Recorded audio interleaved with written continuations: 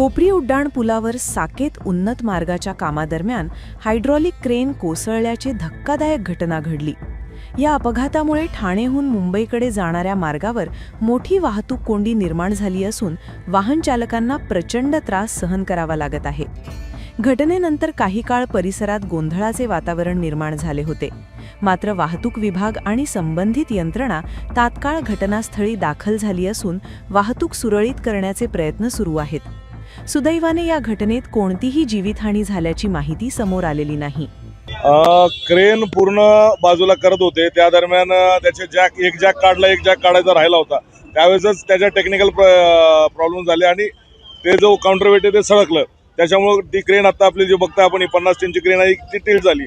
त्यापैकी आपल्याकडनं ठाणे ते मुंबईला जाणाऱ्या 2 लाईन चालू आहेत, प्लस एक लाईन आपण काउंटर लाईन जी सकाळी टाकत असतो तशीच आता परत एक टाकलेली आहे। सध्या आपला जो ठाण्याकडनं येणार आहे बॅकलॉग आहे तो कॅडबरी म्हणजे नितीन ब्रिजच्या वरती आहे आणि मुलुंडकडचा जो आहे मुंबईकडनं येणारा तो मुलुंड चेकनाक्यापर्यंत बॅकलॉग गेलेला आहे।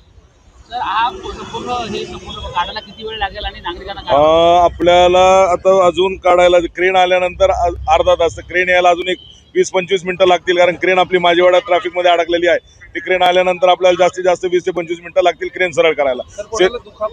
दुखापत वगैरे कोणाला काही झालेलं नाही।